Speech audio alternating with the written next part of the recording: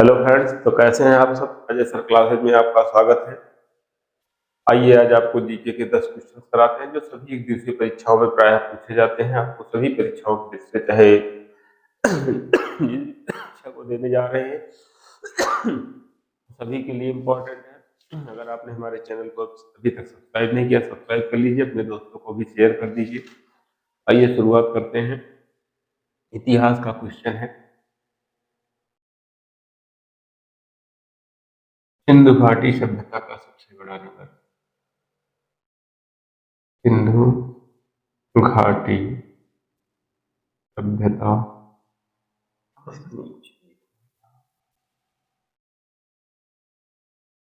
सिंधु घाटी सभ्यता का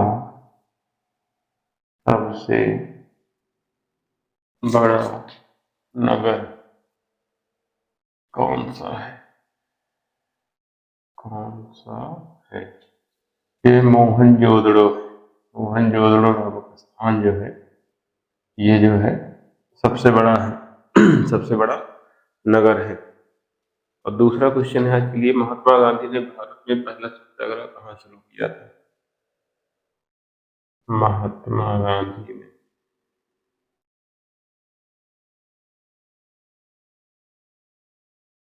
भारत में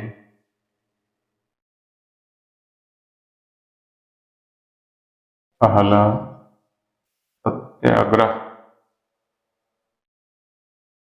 कहाँ शुरू किया था? कहाँ शुरू किया था? फिर चंपारण से शुरू किए थे। कहाँ से? चंपारण से। और चंपारण बिहार का एक जिला है। और ये जब अंग्रेज हमारे देश में आए थे उसी समय है। और ये नील की खेती के खिलाफ था। और सन पूछ ले तो 1917 में किए थे। कब किए थे? 1917 में किए थे। अगर सन पूछ लेंगे तो बिहार में नील की खेती होती थी और उसमें जो है आधा से ज्यादा हिस्सा जो है अंग्रेजों को दे देना पड़ता था। शेयर क्रॉपर्स होते थे, उन्हीं को जो है फसल दे देनी पड़ती थी। इसलिए जो है उनके खिलाफ जो है उसके खिलाफ गांधी जी ने आंदोलन चलाया था, इंडिगो नील की खेती के खिलाफ। नील की खेती के लिए अगर पूछे तो लिख दीजिएगा ये नील की खेती के लिए जो है हुआ था। तीसरा क्वेश्चन है आज का, पानीपत की पहली लड़ाई किसके बीच में हुई थी? पानीपत की पहली लड़ाई किसके बीच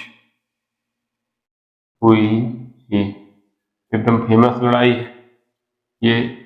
बाबर और इब्राहिम लोदी के बीच में हुई। बाबर और इब्राहिम लोदी।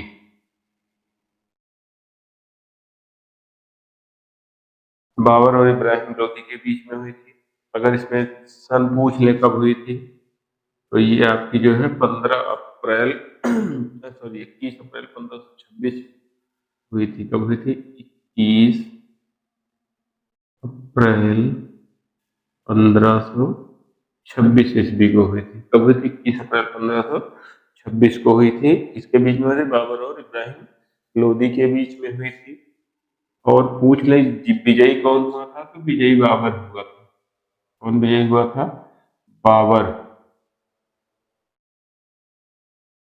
बाबर विजयी हुआ था। तो यहीं से जो है मुगल साम्राज्य की स्थापना की नींव भी पड़ी थी। अगर मुगल साम्राज्य की स्थापना पूछे या किसने की थी तो बाबर ने की थी। मुगल साम्राज्य की स्थापना पूछ ले, मुगल साम्राज्य की स्थापना, मुगल साम्राज्य की स्थापना किसने की थी? बाबर ने की थी। यहीं से शुरुआत हुई थी 1526 ईस्वी में, जब पानीपत के पहले युद्ध में बाबर ने इब्राहिम लोदी को हराया था। तभी से हमारे देश में मुगल साम्राज्य की स्थापना हुई थी। अगला क्वेश्चन है, चौथा क्वेश्चन, गीता रहस्य पुस्तक के लेखक कौन है? गीता रहस्य पुस्तक के लेखक जो है लोकमान्य बाल गंगाधर तिलक जी। कौन है? लोकमान्य बाल गंगाधर तिलक, इन्होंने इस पुस्तक को लिखा था और एक प्रकाशित जो है 1915 में हुई थी। कब हुई थी? 1915 में प्रकाशित हुई थी, अगर पूछ ले तो। और ये उस समय जेल में बंद थे, जेल में बैठे बैठे इन्होंने इस पुस्तक की रचना की थी। गीता रहस्य, इस पुस्तक की रचना जो है जेल में रहते हुए लोकमान्य बाल गंगाधर तिलक ने की थी। अगला क्वेश्चन है, 5वां क्वेश्चन, भारतीय राष्ट्रीय कांग्रेस की स्थापना कब हुई थी? ये 1885 में हुई थी। अब किसने किया था? तो A.O. क्यू महोदय ने किया था, याद रखिएगा। आधा है ये, यहीं से उठा के या बना दिया जाता है। A.O. क्यू महोदय ने की थी। A.O. क्यू महोदय ने की थी किसकी? भारतीय राष्ट्रीय कांग्रेस की स्थापना। नेक्स्ट क्वेश्चन आज का है, पृथ्वी का सबसे बड़ा महासागर कौन सा है? क्वेश्चन बहुत इंपॉर्टेंट है, क्वेश्चन से संबंधित और भी जानकारी आपको मिल जा रही है।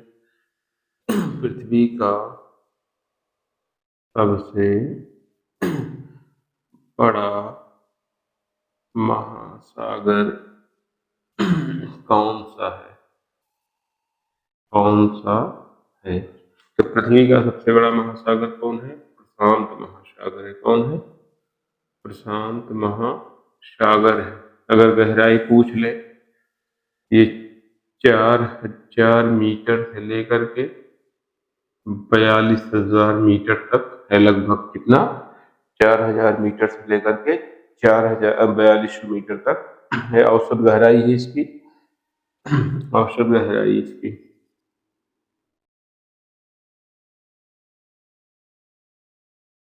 और अगर ये मील में पूछ ले, ये लगभग 13,000 से 14,000, सॉरी फीट में 13,000 से 14,000, 3/12, 13,000 से 14,000 फीट गहरा है। अगर फुट में पूछ ले, फुट या फीट जो भी लिखो, ये 13,000 से 14,000 फुट लगभग गहरा। फुट में पूछेंगे तो, और मीटर में पूछेंगे तो 4,000 से लेकर के 4200 तक जो है। अगर सबसे गहरा बिंदु इसका पूछ ले, सबसे गहरा बिंदु, सबसे गहरा बिंदु, सबसे गहरा बिंदु वो पूछ ले, सबसे गहरा बिंदु, ये आपका मेरियाना ट्रेंच है। मेरियाना ट्रेंच है। ठीक। और मेरियाना मारियाना, भ्रमित मत होइएगा, कभी आपको हो सकता है मारियाना मिले, मेरियाना, वही मेरियाना ट्रेंच है। और इसकी गहराई अगर आपसे लगभग पूछे तो 11,000 मीटर है।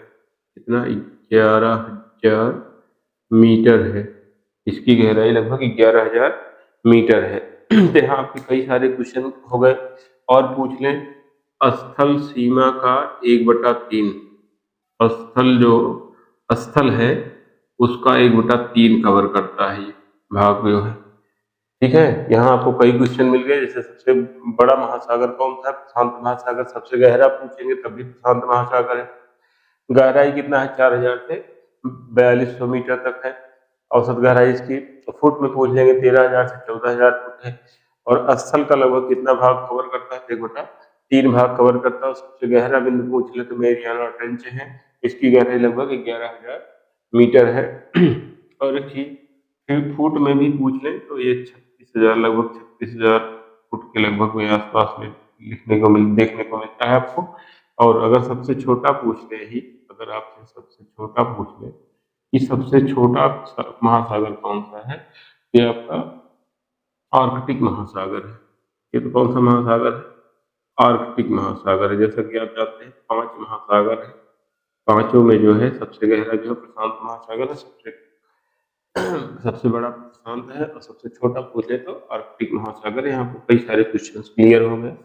नेक्स्ट क्वेश्चन, 7वां क्वेश्चन आज का, भारत की सबसे लंबी नदी, इसको आप अच्छे से जानते होंगे, जिसकी हमारे देश में पूजा भी होती है। भारत की सबसे लंबी नदी कौन सी है? कौन सी है? ये भारत की सबसे लंबी नदी गंगा नदी है, जिसकी लंबाई लगभग 2525 किलोमीटर है। गंगा। और लंबाई पूछ ले तो 2525 किलोमीटर लगभग लंबी है। अगर यही चीजें आपसे मील में पूछ लें तो लगभग 1569 मील, अगर मील में पूछ लेंगे तो 1569 मील लंबी है। कहाँ से निकलती है ये भी आपको बता दे रहे हैं, उत्तराखंड से निकलती है। कहाँ से? उत्तराखंड में एक स्थान जो है गंगोत्री ग्लेशियर है। कौन? गंगोत्री ग्लेशियर है। उसी में से निकल करके ये अंत में जा करके बंगाल की खाड़ी में गिर जाती है। बंगाल की खाड़ी। यहाँ कई क्वेश्चंस क्लियर हो गए। सबसे बड़ी नदी पूछेंगे तो गंगा नदी, लंबाई पूछेंगे तो 2550 किलोमीटर, अगर मील में देंगे तो 1569 मील। निकलती कहाँ से है? तो उत्तराखंड के गंगोत्री ग्लेशियर से। उत्तराखंड के गंगोत्री ग्लेशियर से निकल करके बंगाल की खाड़ी में जाकर के समाप्त हो जाती हैं। जीवनदायिनी कहा जाता है क्योंकि इसके विशाल मैदान जो है बहुत ही उपजाऊ है, अन्न का भंडार है। अगला क्वेश्चन है, सूर्य का देश किसे कहा जाता है? जापान को कहा जाता है। सूर्य का देश किसे कहा जाता है? किसे कहा जाता है? इस जापान को कहा जाता है। किसको कहा जाता है? जापान को कहा जाता है सूर्य का देश। 9वां क्वेश्चन, भारत में काली मिट्टी किस फसल के लिए उपयुक्त है? भारत में काली मिट्टी किस फसल के लिए उपयुक्त है? ये कपास की फसल के लिए। किसके है? कपास के लिए। वो पाई कहाँ जाती है? गुजरात महाराष्ट्र में जो है ये मिट्टी ज्यादा पाई जाती है। गुजरात और महाराष्ट्र में। गुजरात ही लिखो क्योंकि इसकी खेती यहीं सबसे ज्यादा होती है। गुजरात में पाई जाती है काली मिट्टी, कपास की खेती होती है। नेक्स्ट क्वेश्चन, 10वां क्वेश्चन और आज का लास्ट क्वेश्चन, हिमालय किस प्रकार का पर्वत है? हिमालय किस प्रकार का पर्वत है? तो हिमालय जो है वलित पर्वत है। ऐसा पर्वत है? वलित पर्वत है। ठीक। पर्वत होते क्या हैं? देखिए, वलित पर्वत होते हैं जब टेक्टोनिक प्लेटें जो है पृथ्वी की सतह के अंदर जब वो आपस में टकराती हैं तो उसका कुछ हिस्सा जो है ऊपर उठ जाता है। उसी से किसका निर्माण होता है? वलित पर्वत का निर्माण होता है। और इसका उदाहरण जो है हिमालय है। आल्प्स की वलित पर्वत है। और इसके उदाहरण में आपको हिमालय और आल्प्स राकी। क्वेश्चन उल्टा भी पूछा जा सकता है, जिसे पूछा गया हिमालय किस प्रकार का पर्वत वलित पर्वत है, तो दे दिए निम्नलिखित में से वलित पर्वत कौन सा है? वलित पर्वत हिमालय है, आल्प्स है, राकी है। निम्न में से कौन सा नहीं है? 3 पर्वत ये लिख दिए, साथ में विंध्याचल की पहाड़ियां लिख दिए, कुछ भी लिख दिए, कोई सा भी लिख दिए, तो कौन सा नहीं है? कौन सा पर्वत वलित पर्वत नहीं है? तो यही 3 पर्वत प्राय उदाहरण में लिए जाते हैं आपके वलित पर्वत। बता दीजिए, टेक्टोनिक प्लेटें पृथ्वी की सतह के अंदर टेक्टोनिक प्लेटें आपस में टकराती हैं, उसका कुछ हिस्सा ऊपर उठ जाता है, जिससे किस पर्वत का निर्माण होता है? वलित। वैसे 4 प्रकार के पर्वत होते हैं। एक तो आपका वलित हो गया, दूसरा आपका भ्रमशोथ होता है। भ्रमशोथ ये पर्वत होता है, इसको एक नाम से और जानते हैं भ्रमशोथ पर्वत को। भ्रमशोथ पर्वत को हम जो है ब्लॉक पर्वत भी कहते हैं। ब्लैक पर्वत भी कहते हैं। तीसरा जो होता है आपका ज्वालामुखी पर्वत होता है, ज्वालामुखी पर्वत होता है। और चौथा पर्वत जो है आपका इसको बोलते हैं चौथे पर्वत को अवशिष्ट पर्वत, अवशिष्ट पर्वत। ये 4 प्रकार के पर्वत होते हैं पूछे जाए, चारों को मैं उदाहरण बता दे रहा हूँ आपको। आपको वलित में मैंने बता दिया आपका हिमालय है, आल्प्स है, प्राकी पर्वत है। भ्रमशोथ पर्वत क्या है पहले इसको जान लीजिए, ब्लॉक या भ्रमशोथ पर्वत क्या है, ठीक है ना। जब पृथ्वी में कहीं पर दरार पड़ जाती है, दरार पड़ जाती है, कोई हिस्सा नीचे दब जाता है या ऊपर उठ जाता है, ठीक है। मतलब जब कोई हिस्सा नीचे दब जाता है, बचा हुआ जो उभरा हुआ स्थान होता है वो ऊंचा हो जाता है, उसे ऊंचा कहा जाता है आपका भ्रमशोथ या ब्लॉक पर्वत कहा जाता है। दरार पड़ जाए, भूखंड ऊपर उठ जाए या नीचे धंस जाए, मतलब चाहे मतलब दबे या ऊपर उठ जाए, तो उसे क्या कहते हैं हम भ्रमशोथ पर्वत कहते हैं या ब्लॉक पर्वत कहते हैं। इसका उदाहरण सतपुड़ा और विंध्याचल का पर्वत है। इसके उदाहरण में कौन है, सतपुड़ा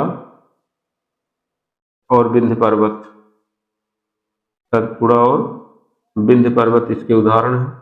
तीसरा है ज्वालामुखी पर्वत, ठीक है ना। ज्वालामुखी पर्वत सीधे नाम से ही स्पष्ट है, ऐसे पर्वत जो जब ज्वालामुखी उद्गार होता है उससे गर्म लावा होते हैं, बाहर निकलते हैं, काफी ऊंचाई तक जाते हैं और वहीं पर वो जम करके जो है जम जाते हैं, तो उससे किसी का निर्माण होता है ज्वालामुखी का पर्वत। इसमें एक बहुत पूछा जाता है माउंट फ्यूजी पर्वत, माउंट फ्यूजी पर्वत को याद कर लीजिएगा। माउंट फ्यूजी पर्वत कहाँ पर है, तो ये जापान में। ये प्राय परीक्षाओं में पूछा जाता है, इसको ध्यान रख रही है कि ज्वालामुखी पर्वत का उदाहरण कौन सा है, माउंट फ्यूजी है। और कहाँ पर पाया जाता है, ये जापान में पाया जाता है।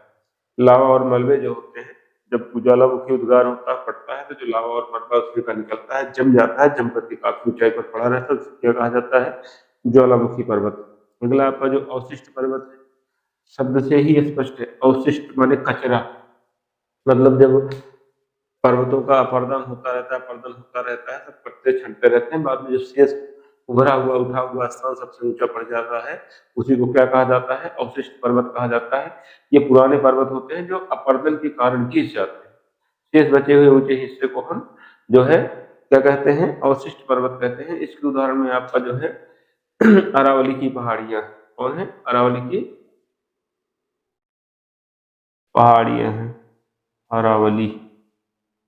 और एक उदाहरण हम आपको बता दे रहे हैं, अपलाचियन, अपलाचियन, ये आपके उदाहरण है। ये 4 प्रकार के पर्वत है, वलित, भ्रमशोथ, ज्वालामुखी, माउंट। ये आज के आपके 10 क्वेश्चन है, आज का अंतिम क्वेश्चन है। इसमें आपको 5 क्वेश्चन इतिहास के हैं, 5 क्वेश्चन जो है भूगोल के हैं। 1 से 5 तक के इतिहास के प्रश्न हैं, 6 से 10 तक के आपके भूगोल के प्रश्न हैं। सभी यूपीएससी परीक्षाओं में आपको यहाँ तक कि टेट का भी एग्जाम देने जा रहे हैं, तो इसमें कुछ चीजें इंपॉर्टेंट हैं जो आपको काम देंगी। जैसे सिंधु घाटी की सभ्यता का सबसे बड़ा नगर कौन सा है, मोहनजोदड़ो। महात्मा गांधी ने भारत में पहला सत्याग्रह कहाँ शुरू किया था, चंपारण से। बिहार का एक जिला है, वहां पर शेयर क्रॉपर्स जो अंग्रेज थे वो मतलब बटाईदारी कहते हैं हिंदी में, तो जो किसान खेती करते थे तो उसका जो है बंटवा लेते थे, 15वां या कुछ हिस्सा जो है उनको देते थे, बाकी सारा हिस्सा खुद ले लेते थे। सारी मेहनत उनकी, सारे खेत उनके, लेकिन सारी फसल उठा करके जो है अंग्रेजों को दे देनी पड़ती थी। उसे लिए एक राजकुमार शुक्ला नाम का व्यक्ति था जो गांधी जी से मिला था जाकर के, और उन्होंने जो है सत्याग्रह जो है वही आंदोलन चलाया था, कहाँ से, चंपारण से।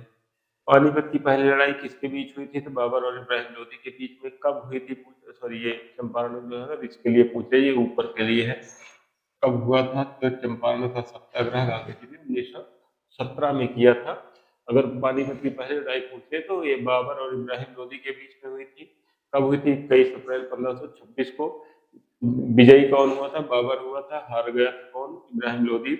और यहीं से जो है मुगल साम्राज्य की स्थापना भारत में हुई, वही से नींव पड़ी मुगल साम्राज्य की।